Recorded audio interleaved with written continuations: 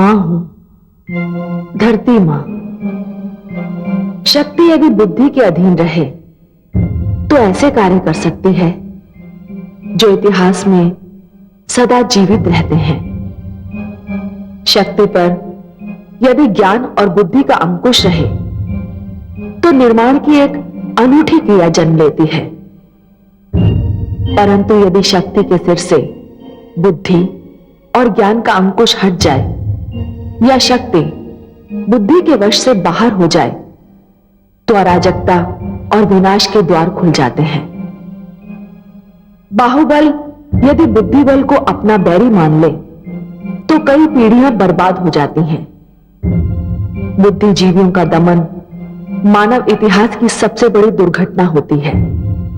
जब जब सत्ताधारी वर्गों ने बुद्धिजीवियों का दमन किया है तब तब समय कराह उठा है। आज मैं फिर वही दृश्य देख रही हूं। सहस्रार्जुन ने अकारण ही ऋषियों और उनके आश्रमों को अपना प्रतिद्वंदी मान लिया है और अपने आप को विश्वास दिला दिया है कि ज्ञान और बुद्धि उसकी राजसत्ता को ललकार रहे हैं। देखें उसका यह दुर्विश्वास उसे कहां पहुंचाता है।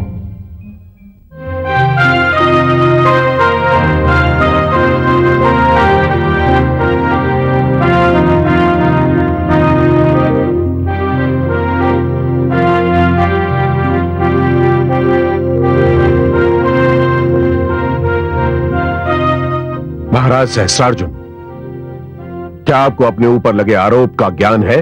ज्ञान है, पर मैं उसे आरोप नहीं मानता। इसका अर्थ यह हुआ कि आप एक निशस्त्र और निर्दोष बालक को घायल करना अपराध नहीं मानते। वो निशस्त्र अवश्य था, निर्दोष नहीं। उसने एक राजा का मार्ग रोकने का साहस किया। यह सत्य नहीं है, यह सत्य नहीं है ऋषिवर। मेरे पुत्र कलश ने तो केवल इतना ही कहना चाहा था कि मेरी अनुमति के बिना आश्रम में प्रवेश नहीं करना चाहिए। और वो ये बात भुला बैठा था कि जिस धरती पर यह आश्रम है वो धरती हमारी है। मैं पहले भी कह चुका हूं महाराज, इस धरती का स्वामी केवल ईश्वर है और उस ईश्वर ने यह धरती हमें दी है और हमने उदारता और तयवश धरती का टुकड़ा आश्रम को दान में दिया है। यदि आपने यह भूमि दान कर ही दी है राजन, तो इस पर से आपका अधिकार समाप्त हो गया। और एक राजा के लिए दान में दी हुई भूमि पर अधिकार जमाना लज्जाजनक होता है। और हे महाराज सहस्रार्जुन, आप ये न भूलिए कि यदि आपने हमें और हमारे आश्रमों को धरती के कुछ टुकड़े दान में दिए हैं तो हमने और हमारे आश्रमों ने भी आपको और आपके समाज को बहुत कुछ दिया है। हमने शिक्षा दी है, ज्ञान दिया है, संयम दिया है, सुशील बनाया है, सुनियोजित जीवन बिताने का मार्ग दिखाया है और न्यायप्रिय राज्य की परिकल्पना दी है। और ये राज्य हमने अपने बाहुबल और शस्त्र शक्ति से प्राप्त किए हैं। ये शस्त्र शास्त्र और इन शस्त्रों का उपयोग भी आपको इन्हीं आश्रमों ने सिखाया है। महाराज सहस्रार्जुन, आप दोषी हैं और आप अपना आरोप स्वीकार भी कर चुके हैं। इसलिए मैं इस धर्म संसद की ओर से आपके लिए इस दंड का प्रस्ताव कर रहा हूं कि आपने जबदंग पुत्र कलश को आघात पहुंचाया है, इसलिए आप उनसे क्षमा मांगे। मैं ये दंड स्वीकार करता हूं और सत्य बात तो यह है ऋषिवर कि मैं इस धर्म संसद को दंड देने का अधिकारी नहीं समझता। महाराज सहस्रार्जुन, आपने अनुशासन भंग करके दूसरा अपराध किया है और इसका दंड जानते हैं आप? आपको सिंहासन से उतारा जा सकता है। यदि प्रजा को यह ज्ञात हो गया कि आपने धर्म संसद के आदेश को नहीं माना तो जिस राज सिंहासन, जिस राज शक्ति और जिस मुकुट के कारण प्रजा आपके समक्ष नतमस्तक होती है वो आपको इन सब से वंचित भी कर सकती है और इस राज्य में विद्रोह की ऐसी ज्वाला भड़केगी कि आपको उसे बुझाना असंभव हो जाएगा। क्षमा ना मांगने की स्थिति में हम आपके दूसरे अपराध का दंड अभी घोषित कर देंगे। मैं अपना आरोप स्वीकार करता हूं और ऋषि पुत्र कलश से अपने व्यवहार के लिए क्षमा याचना करता हूं। ऋषि पुत्र कलश, क्या आप महाराज सहस्रार्जुन को क्षमा प्रदान करते हैं? हाँ ऋषिवर, मैं महिष्मती नरेश महाराज सहस्रार्जुन को मुझ पर हाथ उठाने के अपराध के लिए क्षमा प्रदान करता हूँ और आशा करता हूँ कि वे इस भूल को भविष्य में कदापि न दोहराएंगे। स्वस्ति स्वस्ति स्वस्ति।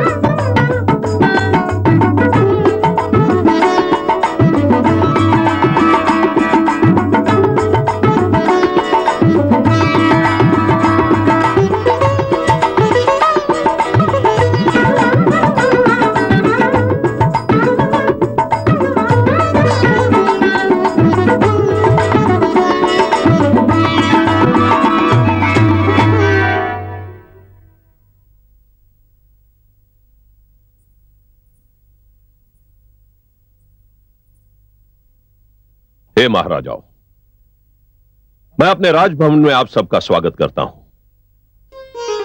मैं आपके पराक्रम से, आपके यश से, आपके शौर्य से भली भांति परिचित हूं। आप उसी प्रकार पृथ्वी की शोभा बढ़ाते हैं जिस प्रकार सूर्य और चंद्रमा नवमंडल की शोभा बढ़ाते हैं। मैं आपके बल को, आपके तेज को बारंबार प्रणाम करता हूं।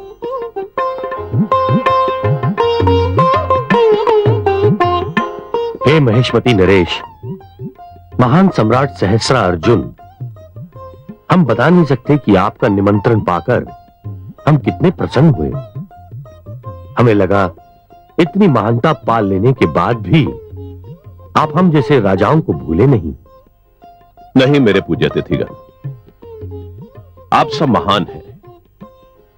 मेरे औपचारिक निमंत्रण पर, मेरे बुलाने पर भी आप सब यहां आ गए। ये महानता नहीं तो और क्या है? हमें आशा है कि आप अपने निमंत्रण का कारण भी बताएंगे। अवश्य। हे आदरणीय राजाओं, मैंने आपको इसलिए कष्ट दिया है कि मैं आपके साथ ऋषियों के आचरण और आश्रम की बढ़ती हुई शक्ति के बारे में विचार विमर्श करना चाहता था। हाँ, हमें समाचार मिल चुका है कि धर्म संसद ने आपको दंड दिया है। दंड? आप इसे दंड कहते हैं? नहीं, अपमान है ये, खुला अपमान। और ये अपमान केवल सम्राट सहस्रार्जुन का ही नहीं था, एक ऐसी चुनौतीपूर्ण ललकार थी जिसकी गूंज हमारे जनपदों तक भी पहुंच चुकी है। ऋषि ये बताना चाहते हैं कि वो हमसे कई अधिक बलवान हैं। मुझे प्रसन्नता है कि मुझे इस अप्रिय घटना की व्याख्या नहीं करनी पड़ी। आप स्वयं समझ गए। हम ये भी समझ गए हैं कि ये केवल आपका नहीं, हम सबका अपमान है। हमारी शासन प्रणाली का अपमान है, मुकुट का, सिंहासन का, सत्ता के महान प्रतीकों का अपमान है।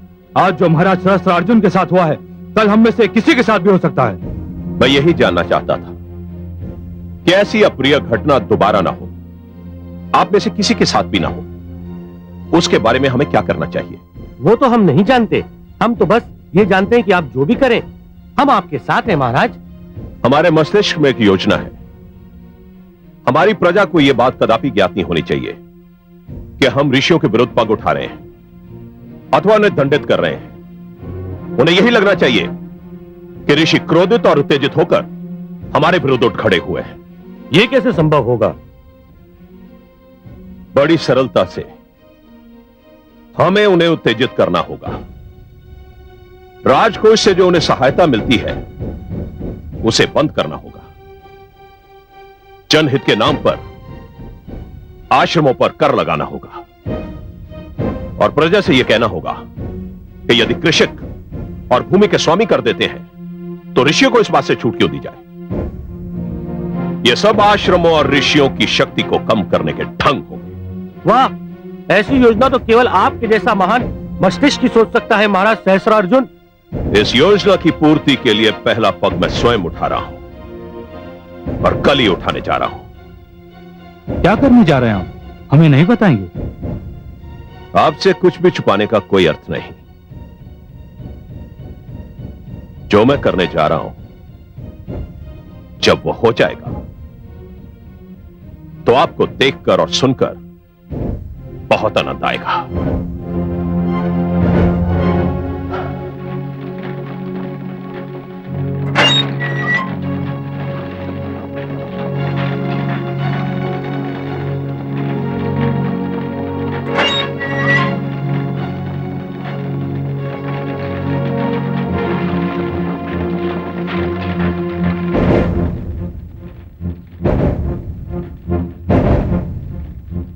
मैंने तुमको कितना रोका कि सुनार अभी जाग रहा होगा, उसके घर में मत घुसो, लेकिन तुम लोग नहीं माने।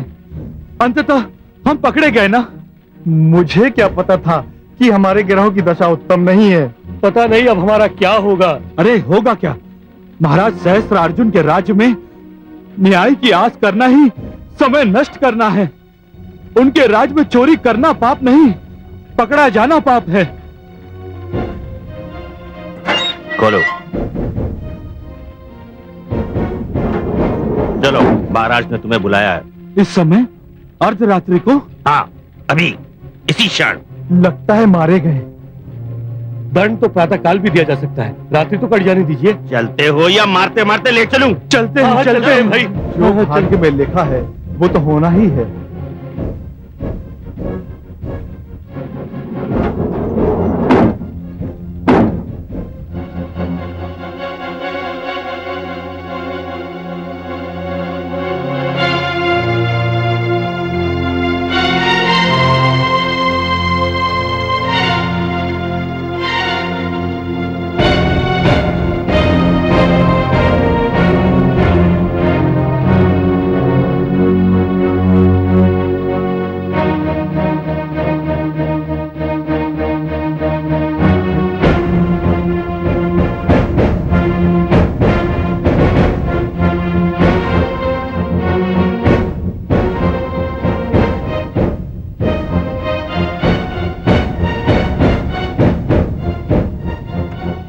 महाराज की जय हो।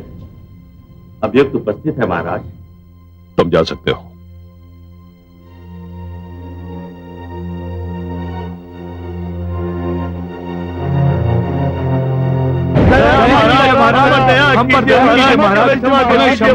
महाराज, हम अपने बाल बच्चों की सौगंध खाकर कहते हैं महाराज कि अब हम भविष्य में कभी चोरी नहीं करेंगे। बस एक बार हमें सुधरने का अवसर दे महाराज, सदा हम आपके आभारी रहेंगे महाराज। यदि चोरी के आरोप में हमारे हाथ काटे न जाए तो हम इन हाथों से जीवन भर मंदिरों की सीढ़ियां स्वच्छ करेंगे महाराज। तुम लोगों के हाथ नहीं काटे जाएंगे। तो क्या गले काटे जाएंगे महाराज? नहीं महाराज नहीं, हमने तो सिर्फ चोरी ही की है, किसी के प्राण तो नहीं लिए। इतना कठोर दंड हमें ना दे महाराज, हम पर दया कीजिए। संभव है कि तुम लोगों के गले भी ना काटे जाएं। तो फिर क्षमादान भी दिया जा सकता है। क्षमादान? महाराज, कहीं मैं सोते में सपना तो नहीं देख रहा हूँ? नहीं, तुम सपना नहीं देख रहे, बल्कि यह सत्य है कि तुम लोगों को क्षमा भी किया जा सकता है। हो सकता है कि तुम लोगों को पुरस्कार देकर राज्य की सीमा से बाहर जाने की अनुमति भी मिल जाए, लेकिन यह तभी संभव है यदि तुम मेरा कहा मान लो, मेरे आदेश का पालन करो। महाराज, हम तो जन्म से आपके सेवक हैं, आपके दास हैं महाराज। आपके आदेश का पालन करना तो हमारा धर्म है महाराज। आप तो केवल आज्ञा दीजिए महाराज। तुम्हें एक स्थान से गौएं चुराना है। महाराज, चोरी करना तो हमारा जन्मजात व्यवसाय है, इसलिए तो भगवान ने हमें इस धरती पर भेजा है। परंतु वो स्थान है कहाँ? वो स्थान एक ऋषि का आश्रम है। ऋषि का आश्रम? हाँ, तुम्हें ऋषि जमदग्नि के आश्रम से उनकी गौएं चुराना है। तुम उन गौओं को चुराकर उन्हें कहीं भी बेच सकते हो। और उस धन को हमारी तरफ से पुरस्कार समझ लेना। क्षमा करें महाराज, हम लोग तो केवल चोर हैं और चोरी के अतिरिक्त हमें कुछ आता भी नहीं। परंतु ऋषि आश्रम तो एक पवित्र स्थान है जहां पर ऋषिगण हमारे ही बाल बच्चों को शिक्षा दीक्षा प्रदान करते हैं महाराज। ऐसे पवित्र स्थान पर चोरी करने में हमें अत्यंत पीड़ा होगी महाराज। तो मुझे तुम तीनों को मृत्युदंड देने में किसी प्रकार की पीड़ा नहीं होगी। कारागार अधिकारी,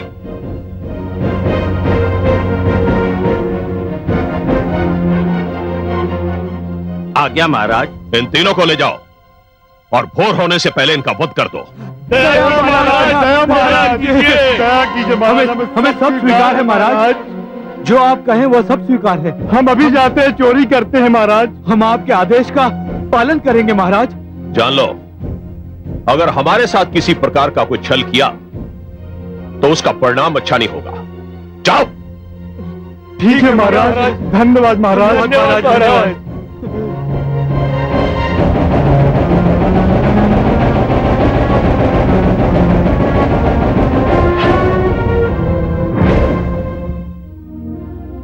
देखिए महादेवी, देखिए, इसी प्रकार आरंभ होता है राजनीति और अपराध का गठजोड़। शासक अपने प्रतिद्वंदियों को नीचा दिखाने के लिए अपराधियों से सहायता लेने लगते हैं और फिर हो जाता है राजनीति का अपराधीकरण। राजनीति में अपराध का प्रवेश समाज के लिए हानिकारक है, राष्ट्र के लिए हानिकारक है। और फिर अपराध का राजनीतिकरण। दया आ रही है मुझे सहस्त्रार्जुन पर। इतना शक्तिशाली और बलवान सम्राट होते हुए भी अपनी महत्वाकांक्षा के कारण आज चोरों का आश्रय लेने पर विवश हो गया है। कमल नयन, मुझे सहस्त्रार्जुन राजा नहीं भिखारी लगने लगा है। अपने अपमान के प्रतिशोध के लिए चोरों और लुटेरों से सहायता मांग रहा है। इससे अच्छे तो वो अपराधी हैं जो आश्रम के विरुद्ध कुछ करने के लिए झिझके थे। उनकी अंतरात्मा ने उन्हें पल भर के लिए रोका था और आज भी वो जो करने चाह रहे हैं वो केवल मृत्यु के भय से। इतना भयभीत है सहस्त्रार्जुन आश्रमों के अस्तित्व से। हाँ महादेवी, वो वास्तव में भयभीत है और इसीलिए अत्याचारी भी है, क्योंकि अत्याचार भी भय का ही तो एक रूप होता है महादेवी।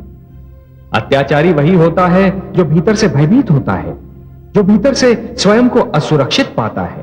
पर क्यों? ऋषियों ने ऐसा क्या कर दिया है?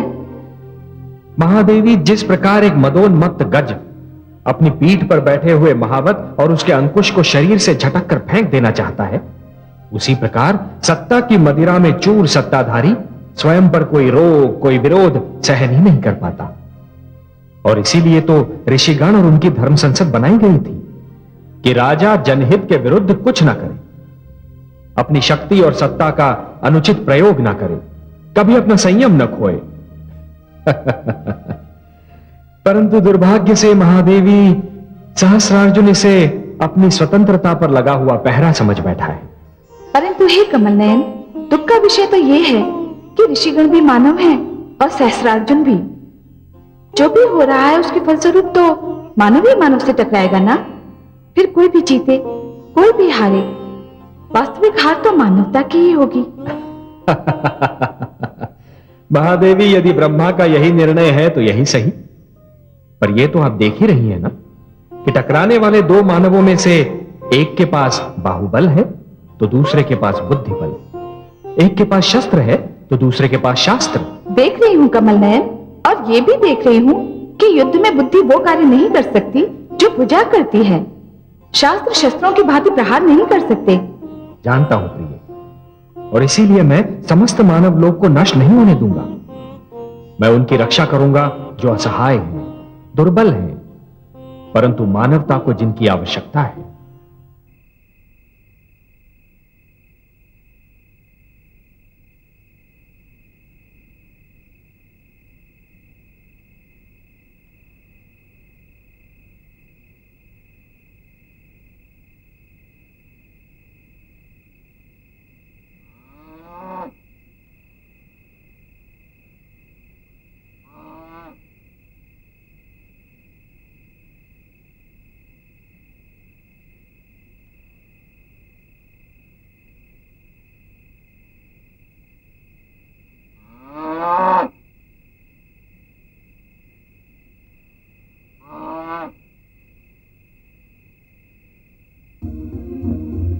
हमें क्षमा कर दीजिएगा ऋषिवर, हम विवश थे।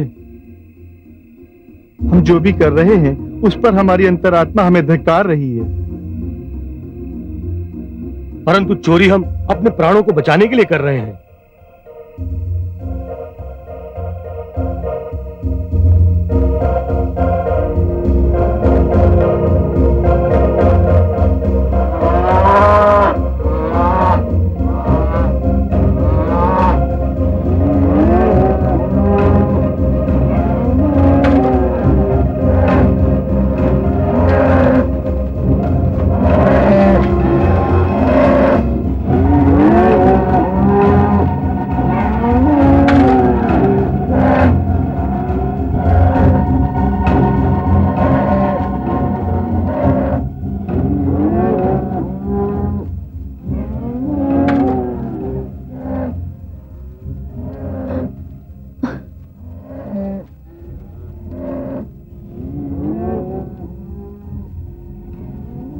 स्वामी, स्वामी,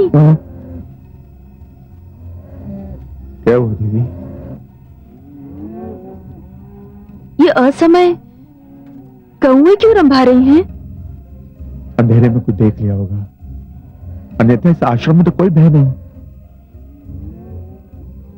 मैं देखती हूँ। नहीं नहीं, तुम कष्ट ना करो, तुम गर्भावस्था में हो, तुम विश्राम करो, सो जाओ, वो अपने आप चुप हो जाएंगी।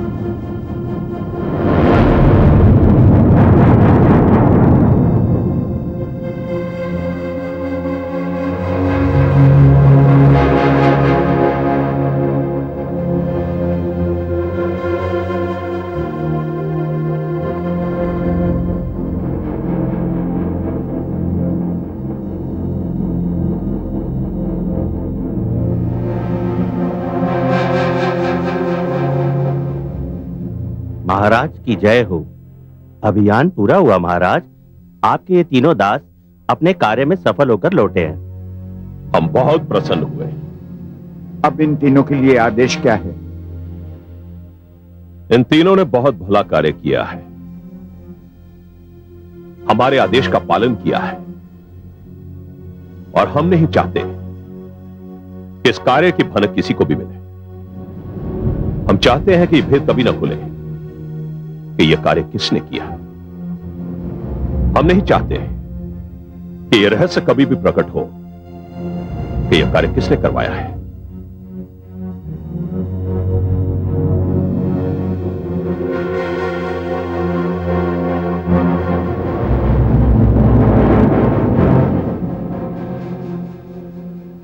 इस कारण महामंत्री सूर्य निकलने से पहले इन तीनों के सिर काट दिए जाए। क्या? नहीं महाराज, आपने तो कहा था कि हमें पुरस्कार दिया जाएगा। तुम्हारा यही पुरस्कार है। नहीं महाराज, नहीं, ये आप क्या कह रहे हैं महाराज? ये तो अन्याय है, अन्याय है। हमारी आज्ञा का पालन हो। सैनिकों, ये विश्वासघात है। महाराज, आपने झूठ बोला। तू राजा नहीं, दस्युराज है, हत्यारा है, तेरा सर्वनाश हो जाएगा।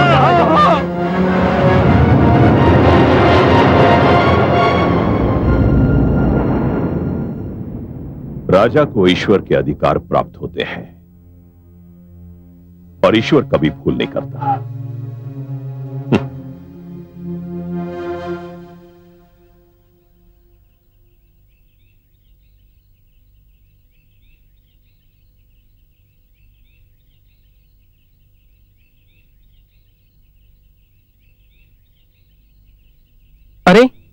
सारी गौएं कहां गई? मैंने तो उन्हें अपने हाथों से घुटों से बांधा था, कहीं चोर तो नहीं ले गए सारी गौओं को हक कर? गुरुदेव को चल के सूचना देते हैं। हाँ, चलो चलो।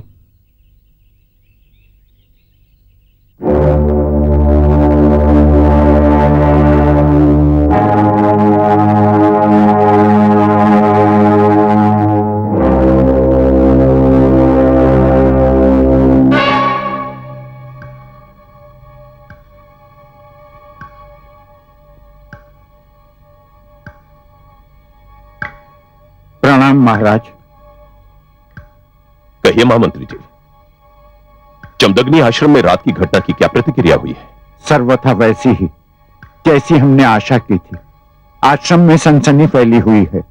कोई कल्पना भी नहीं कर सकता था कि आश्रम की गौएं भी चुराई जा सकती हैं। इसका अर्थ यह हुआ कि आश्रम स्वयं को असुरक्षित और आतंकित पाने लगेंगे। 100%। आपका लक्ष्य 100% पूरा हो गया। यहां मुझे आपसे मतभेद है महामंत्री जी। मेरा लक्ष्य अभी पूरा नहीं, प्रारंभ हुआ है। अर्थात आप कुछ और भी करना चाहते हैं? हां महामंत्री जी, हम जो कुछ करना चाहते हैं उसके लिए आपको हमारा आदेश लेकर ऋषि जमदग्नि के आश्रम जाना होगा। जी, मुझे? हां महामंत्री, स्वयं आपको।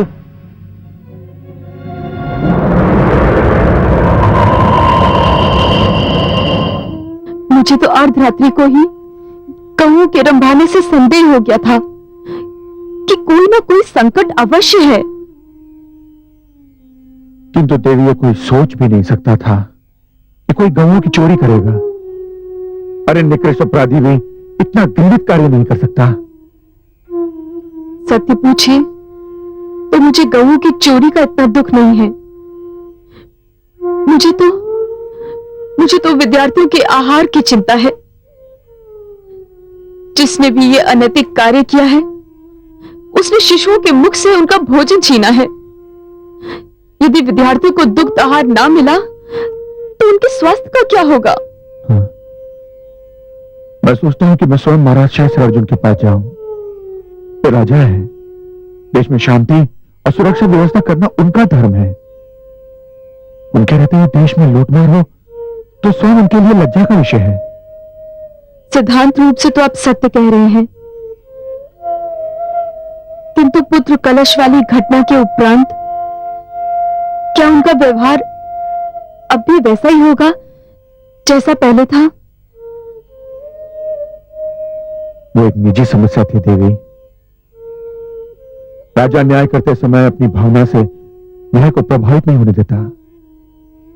वो एक पिता और एक राजा के मध्य वाद विवाद का विषय था, परंतु ये तो व्यवस्था का विषय है।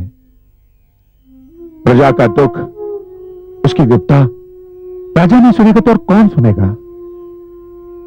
हमें नागरिक होने के नाते ये अधिकार प्राप्त है देवी कि हम महाराज से हानिपूर्ति की मांग कर सकते हैं। प्रणाम ऋषिवर। प्रणाम महामंत्री जी, आपका स्वागत है। पधारिए। बड़े उचित समय पर आए हैं। लगता है कि महाराज सहस्त्रार्जुन को आश्रम में गौओं की चोरी की सूचना मिल चुकी है, तभी तो मैंने आपको भेजा है यहां। मुझे तो उन्होंने आपके लिए एक संदेश देकर भेजा है। मेरे लिए संदेश?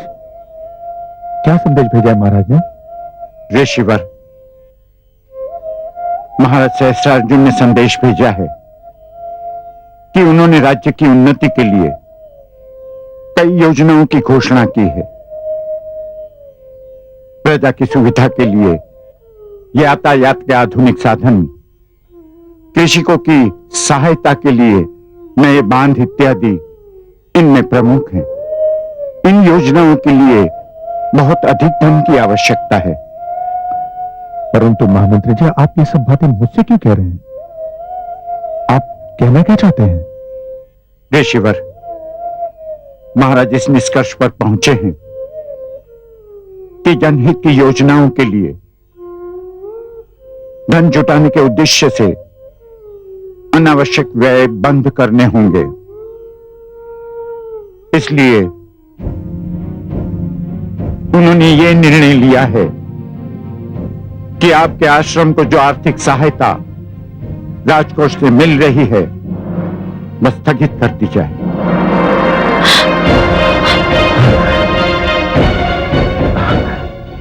क्षमा कीजिए महामंत्री महोदय, परंतु इस आश्रम में बालकों को शिक्षा दीक्षा दी जाती है, उन्हें विद्याएं सिखाई जाती हैं, उनके जीवन का निर्माण किया जाता है। और यदि महाराज इस पर व्यय होने वाले धन को अनावश्यक और व्यर्थ समझते हैं तो मेरी सहानुभूति है उनके साथ। महाराज तो ये भी भली भांति जानते हैं कि जो कुछ भी धन वो मुझे देते हैं मैं अपने और अपने परिवार के पोषण पर नहीं बल्कि इन विद्यार्थियों और शिक्षार्थियों के खान पान रहन सहन पर व्यय करता हूं। महामंत्री जी, यदि यह सहायता रुक गई तो इन विद्यार्थियों का क्या होगा?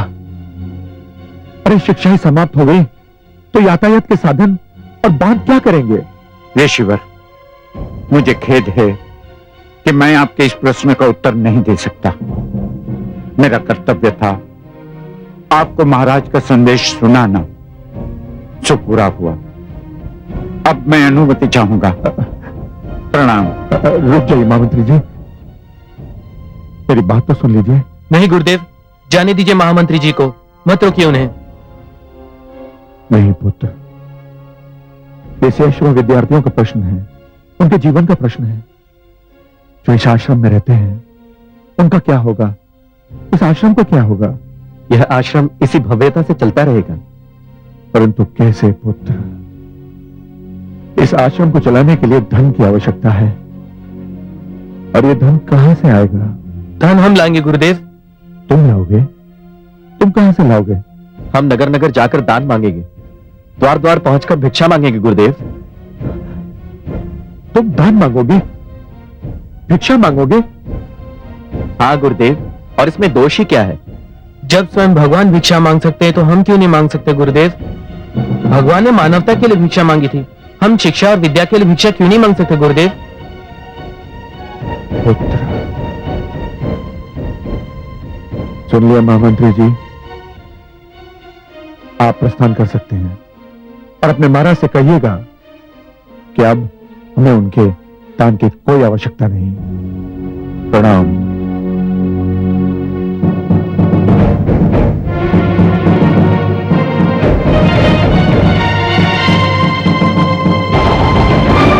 मैंने अपने जिस अभियान की आप लोगों से चर्चा की थी उसका रूप तो आपने देख ही लिया है। मैंने अपने अभियान का पहला चरण पूरा कर लिया है। वास्तव में आपकी दूरदर्शिता सराहनीय है। एक ही प्रहार में आपने आश्रम की शक्ति आधी कर दी है। आश्रम की आर्थिक सहायता बंद करके आपने उनके बल का मुख्य साधन समाप्त कर दिया है। परंतु ऋषि जमदग्नि के शिष्यों ने भिक्षा मांगने का निर्णय लेकर उस हानि का तोड़ भी सोच लिया है। तोड़? राजकोष से जो धन मिलता था, भिक्षा से क्या उसका 10वां भाग भी जुटा पाएंगे ये मूर्ख ऋषि? कदापि नहीं, इसकी तो कल्पना भी व्यर्थ है। मित्रों, मैंने राह दिखा दी है, आगे बढ़ने की बारी आपकी है। हमें ऋषियों का अहंकार तोड़ना है और उनके आश्रमों को विध्वंस करना है। पर हमें क्या करना होगा? वही जो मैंने किया है। आप अपने अपने राज्य में आश्रमों की आर्थिक सहायता बंद कर दें और नए कर लगाएं, और जो भी आश्रम कर देने में असमर्थता व्यक्त करे उसे फूंक दें। हमें ऋषियों के आतंकवाद को समाप्त करके ही दम लेना है। अवश्य, यह बहुत ही आवश्यक है। हम आपसे पूर्णतः सहमत हैं। हाँ, हम आपसे पूर्णतः सहमत हैं।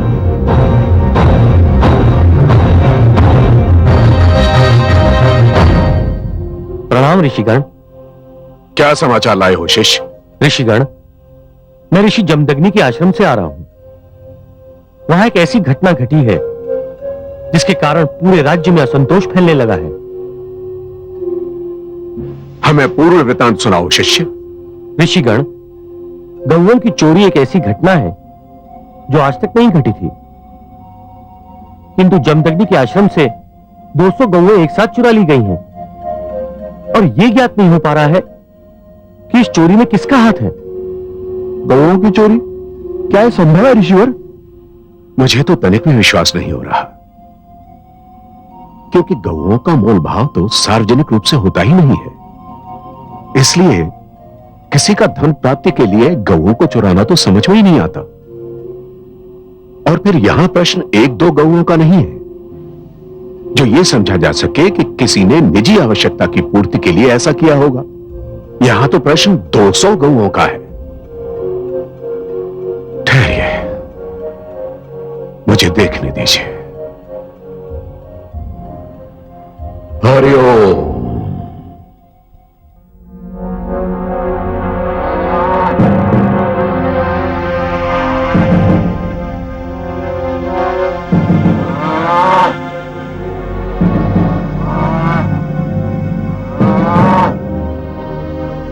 इन गौओं की अच्छे से देखभाल की जाए, इन्हें चरने के लिए बाहर न ले जाया जाए, और इस बात का सदैव स्मरण रहे कि प्रजा की दृष्टि इन पर कदापि नहीं पड़नी चाहिए। जो आज्ञा सेनापति जी।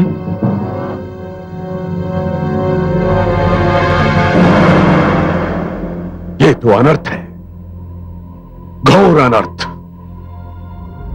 क्या हुआ ऋषिवर? यह गहरे संकट की घोषणा है।